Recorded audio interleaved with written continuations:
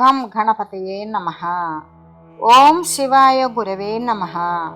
ఓం వందే శంభు ఉమాపతిం సురగురుం వందే జగత్కారణం వందే పన్నగభూషణం మృగధరం వందే పశూనాం పతిం వందే సూర్య శశాంక వహ్నినయనం వందే ముకుంద ప్రియం వందే భక్తజనాశ్రయం చ వరదం వందే శివం శంకరం.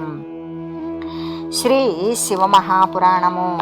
శివుడు వైష్ణవ వేషంలో హేమవంతుని కలియుట. దేవతలు వెళ్ళగానే శివుడు హేమవన్నగరం చేరాడు. దండఛత్రాలు ధరించాడు, పులితోలు వదిలేశాడు, పీతాంబరం కట్టుకున్నాడు, నిటలాన తిలకం దిద్దుకున్నాడు, మెడలో సాలగ్రామం ధరించాడు, హరినామస్మరణ చేసుకుంటూ వచ్చాడు. బుద్ధిమంతుడైన గిరిరాజు ఆ మాయా వైష్ణవుని గౌరవించి కుశల ప్రశ్నాధికాలు జరిపాడు. ఆ తర్వాత వైష్ణవ వేషి అయిన ఆ విశ్వేశ్వరుడు ఇలా చెప్పాడు: 10 మందికి మంచి జరగాలనే తపనతో ఉండేవాణ్ణి నేను. నువ్వు నీ కూతురైన పార్వతిని ఆ ఈశ్వరుడికిచ్చి పెళ్లి చేయాలనే తలంపుతో ఉన్నట్లుగా తెలిసింది. నీకో 4 మంచి ముక్కలు చెప్పిపోదామని వచ్చాను. నీకా శివుడి గురించి పూర్తిగా తెలిసినట్లు లేదు. అతను వట్టి నిరాశ్రయుడు, ఎవరితోనూ కలుపుగోలుతనం లేని నిస్సంగుడు, సౌందర్య మొదలైన గుణాలు లేవు, శ్మశానవాసి, దిగంబరుడు, నాగభూషణుడు, కులగోత్రాలు లేనివాడు, శృంగార విహారాలు అవి ఎరుగనివాడు, బూడిద రాసుకుంటాడు, క్రుద్ధభావంతో ఎల్లప్పుడూ క్రోధంగా ఉంటాడు, ఇంత వయస్సు అని చెప్పడానికి వీళ్ళేనంత వృద్ధుడు, జటాధారి, నిత్యయోగి, భిక్షాటనపరుడును, వేదమార్గ తిరస్కారి. ఇది ఆయన రూపం. టూకీగా చెప్పాను నీకు. ఇటువంటి వాడికి పిల్లనివ్వడం ఎంతవరకు సబబో బాగా ఆలోచించుకో. అతనికి హితవు చెప్పడానికి బంధువులు వాళ్ళు ఎవరూ లేరు. నీకు అగణితమైన బంధువులు, పురోహితులు, మిత్రకోటులు ఉన్నాయి. అందరితోటి ఆలోచించి మరీ రంగంలోకి దిగు. ముందుగా పిల్లని కన్న తల్లి, సాక్షాత్తు నీ జీవన భాగస్వామిని అయిన మేనకతోటి, ఆమె తరపు వాళ్లతోటి కూడా సంప్రదించు. రత్నాల రాసులున్నవాడివి నువ్వు. చిల్ల పెంకు ఆస్తిలే కానీ సంపాదన కానీ ఏమీ లేనివాడు శివుడు. ఇంక నీ ఇష్టం మరి అంటూ కవి అయిన శివుడు శబ్దజాలం చేసి చక్కా వెళ్ళిపోయాడు. హిమవంతుడు ఆలోచనలో పడ్డాడు. మేనకాదేవి ఆవేదనలో పడిపోయింది. 600 తమ కన్న కూతురిన భిక్షకుడికి ఇవ్వనంది. ఓ పతిదేవా, ఒకవేళ మీరు నా మాట కాదని పార్వతిని ఆ పనికి మాలిన వాడికి ఇచ్చి చేసేలా ఉంటే నేను విషం త్రాగి చచ్చిపోతాను, లేదా ఇళ్ళు వదిలి పెట్టి వెళ్ళిపోతాను. నా కూతుర్ని తగిలించుకొని అడవులట్టుకుపోతాను, లేదంటే సముద్రంలో దూకేస్తాను. అంతేకాని ఆ శివుణ్ణి మాత్రం అల్లుణ్ణి చేసుకోను అని తెగేసి చెప్పేసింది. మెడలోని విలువైన హారాలను తెంపి ప్రోగులు పోసింది. కోపగృహానికి వెళ్ళిపోయింది. పార్వతిని శివుడికే కన్యాదానం చేయాలనే దీక్షలో ఉన్న హిమవంతుడి మనసు చెలించింది. సప్తర్షులు హిమవంతుడితో సంప్రదించుట. దేవకార్యాన్ని నిర్వర్తించిన తదుపరి కైలాసం చేరి సప్తర్షులని స్మరించాడు శివుడు. నమశబ్దాలతో ఆయన ముందు మోకరిల్లారు సప్తర్షులు.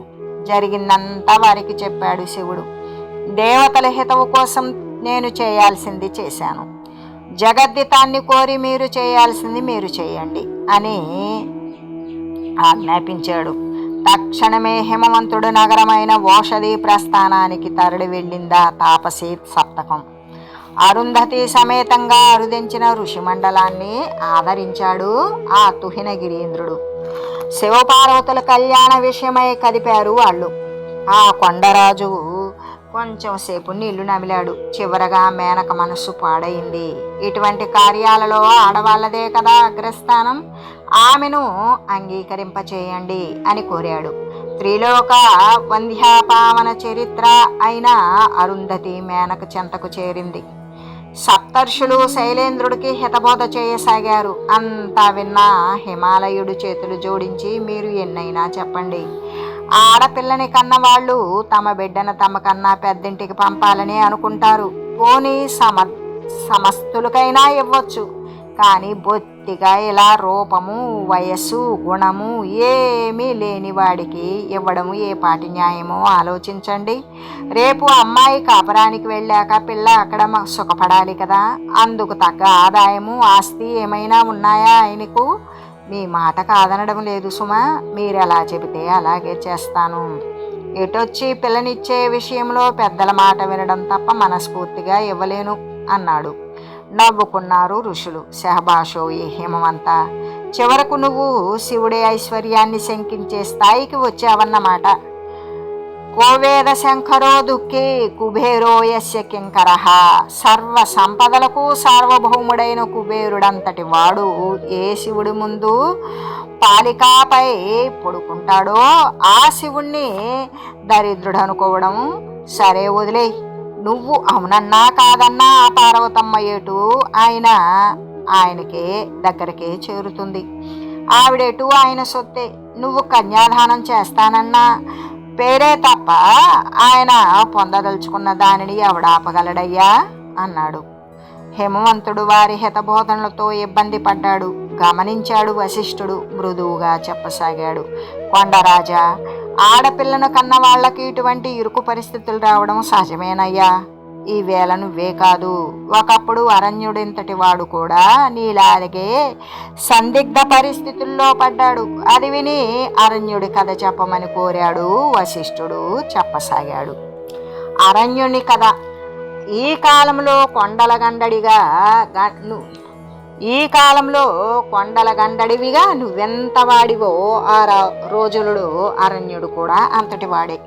14వ మనువైన ఇంద్రసావర్ణి వంశంలో మందారణ్యుడనే రాజుకు కుమారుడుగా పుట్టాడు.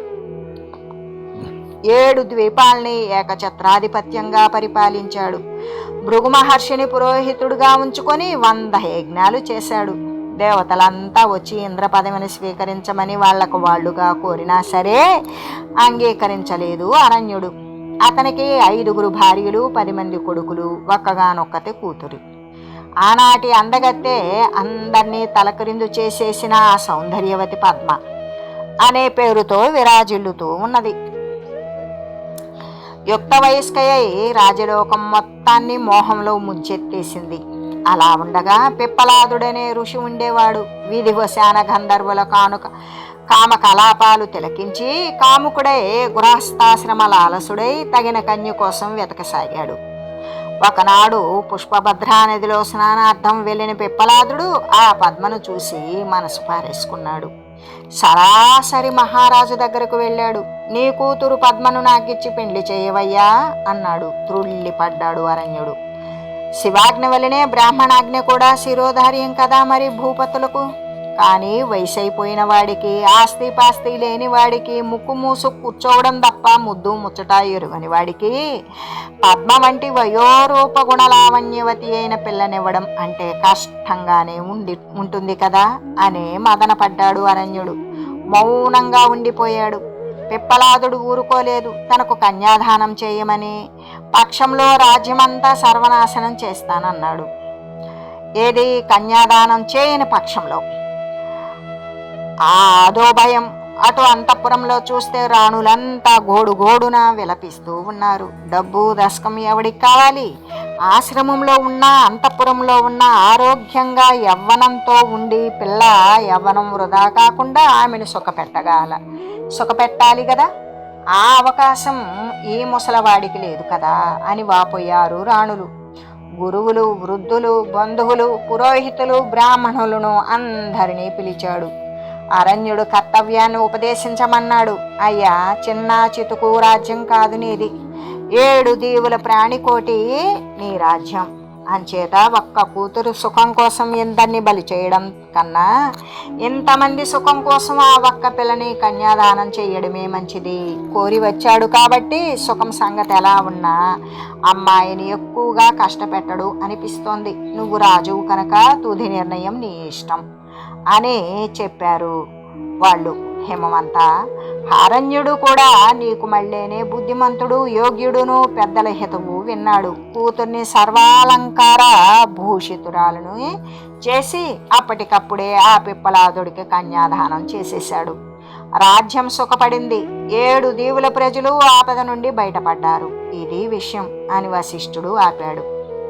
హిమవంతుడేమి తక్కువవాడు కాదు కదా, అందుకని మరింత వినయంగా చేతులు జోడించి, చిత్తం సత్యవాచకులు మీరు. పిప్పలాదుడితో పెండ్లి అయ్యాక ఆ పిల్ల ఏమైందో ఏమిటో కూడా సెలవియండి అన్నాడు. ముసిముసి నవ్వులు నవ్వాడు వశిష్ఠుడు. నీ ఉద్దేశ్యం బోధపడింది, కానీ నువ్వు అనుకున్నట్లు ఆ పిల్ల ఏమీ ఇబ్బందులు పడలేదు లేవయ్యా అంటూ పద్మావతిని గురించి ప్రవచించసాగాడు. పద్మ యొక్క పాతివ్రత్య మహిమ. ఋషిత్వానికి తపస్సుకి ఆ కాలంలో ఉన్న విలువే వేరు. ఋషిపత్ని కావడం అంటే ఎన్నో పూర్వజన్మల సుకృతంగా భావించేవారు. పద్మ కూడా అలాగే భావించింది. భర్త సేవే బ్రతుకు ధన్యత్వం అనుకుంది. అత్యంత శ్రద్ధ భక్తులతోటి ఆయనను కొలుచుకుంటోంది. ఒకనాడు ఆమె జలపాతం దగ్గర స్నానానికి వెళ్ళింది. అక్కడక్కడ ధర్మదేవత ఒక రాజు వేషంలో కనిపించాడు. పద్మ సౌందర్యాన్ని వర్ణించాడు. ఆ ముసలి మొగుడిని వదిలిపెట్టేయమన్నాడు. ఇద్దరం కలిసి లేచిపోదాము అన్నాడు. ఇంకా ఎన్నెన్నో ఆశలు చూపాడు. ఏ ఫలితం లేకపోయింది. శృతి మెత్తగాను ఘాటుగాను కూడా చివాట్లు పెట్టింది అతనికి. కాలక్రమానుగుణంగా క్షీణించిపోతావు అని శపించింది. అధిరిపడ్డాడు ధర్మదేవత. తన నిజరూపంతో ఆమె ముందు తోచాడు. ఆమె పాతివ్రత్యాన్ని శ్లాఘించాడు. తానెవరో తెలియచేసుకున్నాడు. పద్మరవంతా బాధపడింది. ఎవడో మర్త్యుడు లెమ్మని అలా శపించింది, కానీ ఆ శాప ఫలంగా ధర్మమే క్షీణించిపోతే ప్రమాదం కదా. అందుకని ఆలోచించి, ధర్మదేవా, నువ్వెవరో తెలియక అలా శపించాను. ఇప్పుడు నా శాపాన్ని వెనక్కి తీసుకుంటే సాధ్వీమణుల మాటకు విలువ లేకుండా పోతుంది. అందువల్ల నా శాపంలో కొన్ని మార్పులు చేస్తున్నాను. నువ్వు కృతయుగంలో 4 పాదాలు పూర్ణంగాను, త్రేతాయుగంలో త్రిపాదిగాను, ద్వాపర యుగంలో ద్విపదుడివిగాను, కలియుగంలో ఏకపాదావశిష్ఠుడివే కళ్యంతానికి కూడా అది కూడా కరువై నశిస్తావు. కానీ కాలభ్రమణంలో పునఃకృతయుగం మళ్ళీ కూడా కృతయుగం రాగానే 4 పాదాలతో విరాజిల్లుతావులే అని హితవు పలికింది. ధర్ముడు కూడా ఆనందించాడు. నీ నీతి నియమాలకు బుద్ధి నిశిత్వానికి కూడా నాకు చాలా ఆనందం కలిగింది. నువ్వు కోరకపోయినా నీకు వరాలను ఇస్తున్నాను, కాదనకుండా స్వీకరించు. నీ భర్త యవనుడై రతి ప్రగల్భమునందు సంపన్నుడే అవుతాడుగాక. సంతాన లబ్ధికి వలసిన స్థిర యవనవంతుడు, మార్కండేయుడుల చిరంజీవి, కుబేరుడి కన్నా స్థిరమైన ధనికుడు, ఇంద్రుడి కన్నా వీర్యవంతుడు, విష్ణువు కన్నా శివభక్తుడు, కపిలుడి కన్నా సిద్ధుడు, బృహస్పతికి సమానుడైన బుద్ధిమంతుడు అవుతాడుగాక. నువ్వు జీవించినంత కాలము సుమంగళివై ఉండెదవుగాక. నీ భర్తను మించిన సద్గుణ గరిష్ఠులైన 10 పుత్రులను కని సుఖించెదవుగాక అని దీవించాడు. ధర్ముడిచ్చిన వరాలతో పద్మ ఎంత సుఖపడిందో వేరుగా చెప్పనక్కరలేదు. అంతేకాదు, పతివ్రతలందరిలోనూ అగ్రశ్రేణి నద్రోహించి పుట్టింటిని పునీతం చేసింది అని చెప్పాడు వశిష్ఠుడు. చివరిగా పార్వతిని పరమేశ్వరుడికి ఇవ్వడానికి అంగీకరించాడు హేమవంతుడు. అరుంధతి హితబోధలను విని మేనక కూడా అంగీకరించింది. అప్పటికప్పుడే నిశ్చయతాంబూలాలు అందుకున్నారు. వచ్చిన పని సఫలం కావడంతో ఆ ఋషి సప్తకం అంతా కూడా సప్తర్షులందరూ అరుంధతి సమేతంగా శివ సన్నిధికై అంతర్హితమై పోయింది. శంభుడింకా ఆ శుభవార్తను వినిపించి శంభుడికి వారి స్థానాలకు వాళ్ళు వెళ్ళిపోయారు. శివపార్వతుల పెండ్లి ముచ్చటలు. సప్తర్షులను పంపిన తర్వాత హిమవంతుడు తను కులపురోహితుడైన గర్గుణ్ణి ఆహ్వానించాడు. లగ్నపత్రిక వ్రాయించాడు. తన కుమారులైన మైనకాదులు ఇచ్చి దానిని శివునికి పంపించాడు. శివుడు ఆ లగ్నపత్రికను స్వీకరించాడు. అది తెచ్చిన వారిని సత్కరించాడు. వారిని సాగనంపిన తర్వాత నారదుణ్ణి స్మరించాడు శివుడు. వచ్చాడు నారదుడు. తన పెళ్లికి అందరినీ ఆహ్వానించే కార్యాన్ని అతనికి అప్పగించాడు. తక్షణమే బయలుదేరాడు నారదుడు. ఓం ప్రథమంగా విష్ణుమూర్తి వచ్చాడు. పెళ్లి హడావిడితో గరుడు వాహనారూఢుడై నామాంకాన కలుముల తల్లితో వెనుకన పారిషదులతో ఎక్కడలేని అట్టహాసంతోనూ వచ్చాడు. ఆయన అడుగు పెట్టడంతోనే క్రొత్త కళ వచ్చేసింది కైలాసానికి. శివుడికి సతీ సమేతంగా అభివాదం ఆచరించి ఆయనచే నియమింపబడిన ఆసనాన్ని అధిష్ఠించాడు అనంతుడు. ఆ వెనకే హంసవాహనారూఢుడై అజుడు సావిత్రి, సరస్వతి, గాయత్రి సమేతంగా వెంచేశాడు. శివునికి మ్రొక్కి ఆయన చూపించిన ఆసనాన్ని అలంకరించాడు. వారి తర్వాత దేవేంద్రుడు వచ్చాడు. అంతలోనే తక్కిన దేవతలు రివ్వు రివ్వున వచ్చి వాలారు. శివుడు పెండ్లు కొడుకుగా మారుట. శివుణ్ణి పెళ్లి కొడుకును చేయడం కోసం సప్తమాతృకులు స్వయంగా వచ్చారు. శివుణ్ణి అలంకరించబోయారు. వాళ్ళింకా అలంకరించాలి అనుకుంటూనే ఉన్నారు. వాళ్ళ మనసుల్లో ఎలా అలంకరించాలని ఉందో అలా మారిపోయాడు శివుడు. నిటలాన నిప్పు కన్ను నిలువు తిలకమయ్యింది. చెవులకు వ్రేలాడే పన్నాగాలు కర్ణకుండలాలుగా మారిపోయాయి. తదితర సర్పాలు ఆయా అవయవాలకు అలంకరింపబడే సువర్ణభరణాలైపోయాయి. శరీరం మీద చితాభస్మం సుగంధభరితమైన అంగలేపనమే అయ్యింది. ఏనుగుతోలు పట్టు తాపిలాగా పరిణమించింది. ఆ రూపాన్ని చూసి అందరూ ఆశ్చర్యపోయారు. భక్తి ప్రపత్తులతో నమస్కరించారు. అనంతరం విష్ణువు, శివ, నీ వివాహము పూర్తి వైదిక విధానంతో జరగాలని నా కోరిక. ఇప్పుడు నీ పెళ్లి ఎలా జరిగితే లోకంలో తక్కిన పెళ్లిళ్ళన్నీ అలాగే జరుగుతాయి. అందువలన నందిముఖం, స్థాళీపాకం లాంటి వైదిక కర్మలతో కూడుకునేలాగా వివాహ విధి ఉండాలి అని ప్రార్థించాడు. ఉత్తి పుణ్యానికే అడిగిన వరాలిచ్చేసే దయామయుడాయన ఇప్పుడు పెండ్లు కొడుకు కూడా అయ్యాడేమో, మరింత విరివిగా వరాలిచ్చేస్తున్నాడు. ఎటూ అమ్మవారి కోసం లౌకిక వివాహలీల ప్రదర్శింపబోతున్న స్వామికి విష్ణువు కోరిక ఏపాటిది? సరేననేశాడాయన. తక్షణమే బ్రహ్మదేవుడు ముందుకు వచ్చి అభ్యుదయ కర్మకాండను గావింపజేశాడు. ఎందరెందరో విప్రులు, అత్రి, అగస్త్యుడు, అరుణపాలుడు, ఉపమన్యుడు, కన్వుడు, కశ్యపుడు, కుశికుడు, కౌశ్చులు, గురుగర్గ్యులు, మరి గౌతమాదులు, చవన, జమదగ్నులు, దధీచి, పిప్పలాదుడు, పరాశరుడు, బృహస్పతులు, భరద్వాజ, భాగుర్యాదులు, మార్కండేయుడు, వశిష్ఠ, వేదవ్యాసులు, శక్తి, శిలాపాకాదులు, ఒకరేమిటి అనేక మహర్షులు తమ శిష్య ప్రశిష్య గణాలతో సహా వచ్చి బ్రహ్మ చెప్పిన పద్ధతిలో వివాహారంభ ప్రక్రియను ప్రవర్తింపజేశారు. పెండ్లికి బయలుదేరారు మగ పెళ్లివారు. ఒకళ్ళ ఇద్దరా? క్షేత్రపాలక భైరవులు తమ సమస్త గణాలతోటి వచ్చారు. విష్ణు పార్షదులు, బ్రాహ్మణులు సర్వాభరణాలతో 33 కోట్ల మంది దేవతలు. ఆ దేవతల కన్నా అనేక రెట్లుగా సుమారు 28 లక్షల కోట్ల గణాలతో విశాఖ, శంఖవర్ణ, కేకరాక్షాది గుణాలు విజయ, వినోద, మంగళాట్టహాసాలతో తరలివచ్చారు. శాకినీ శక్తులు, యాతుధానులు, భేతాళులు, బ్రహ్మరాక్షసులు, భూత ప్రేత పిశాచాదులు, వాటి అల్లరికి అంతే లేదు. వాటికి పూర్తి వ్యతిరేకమైన ధోరణిలో శతమర్కట తుల్యుడైన బ్రహ్మచారి నారదుడి ఆధ్వర్యంలో తుంబురులు, హాహా, హూహు ఇత్యాది గంధర్వుల వీణా మృదంగాది మంగళవాద్య ఘోషలు ఒక అందంగా వెలుగొందుతున్నాయి. వీళ్ళు వాళ్ళు అని చెప్పడం ఎలా సాధ్యం? దేవుడి పెళ్లికి అందరూ పెద్దలే కదా. వియ్యాల వారి వైభవం. ఇక్కడ హిమవంతుడు విశ్వకర్మని పిలిచాడు. అద్భుతమైన కళ్యాణ మండపాలు, విడుదలు నిర్మింపజేశాడు. ఆ కళ్యాణ మండపాలను రాబోయే వీధి బ్రహ్మదేవుడు, విష్ణువు మొదలైన దేవతల విగ్రహాలతో అలంకరించాడు. ఎవరు చైతన్యమూర్తులో ఎవరు శిల్పాలో తెలియనంత గమ్మత్తుగా చేశాడు విశ్వకర్మ. ముందుగా వెళ్ళిన నారదుడు తన శిల్పాన్ని చూసి తనే ఆశ్చర్యపోయాడు. తనకన్నా ముందుగా దేవతలు ఎలా వచ్చారో అతగాడికి అర్థం కాలేదు. కాసేపు ఆలోచించాక ఇదంతా విశ్వకర్మ యొక్క కళా నైపుణ్యంగా గుర్తించి సంతసించాడు. శివ పరివారాన్ని చేరాడు. ఈ చిత్రాలన్నీ చెప్పి వారిని ఆనందపరిచాడు. వచ్చిన మగ పెండ్లి వారిని చూసి ఆడపెళ్లివారు అబ్బురపడిపోతూ ఉంటే ఆడపెళ్లివారు చేసిన ఏర్పాట్లకు చేస్తున్న అతిథి మర్యాదలకు మగ పెళ్లివారు తెగ మురిసిపోయారు. నగరపు మొగసాలలో ఆగారు శైవులు. వారిని ఆహ్వానించి వెళ్ళారు పర్వతులు. పునరాహ్వానార్థం తమ పుత్రులను పంపాడు పర్వతరాజు. బయలుదేరారు శైవులు.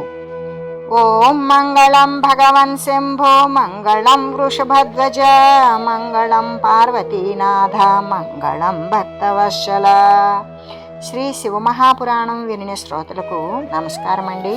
శివభక్తులైతే లైక్ చేయండి, మీ మిత్రులకు షేర్ చేయండి. క్రొత్త వారైతే సబ్స్క్రైబ్ చేసుకోండి. మీ అభిప్రాయాలను కామెంట్ రూపంలో తెలియజేయండి. ధన్యవాదాలండి.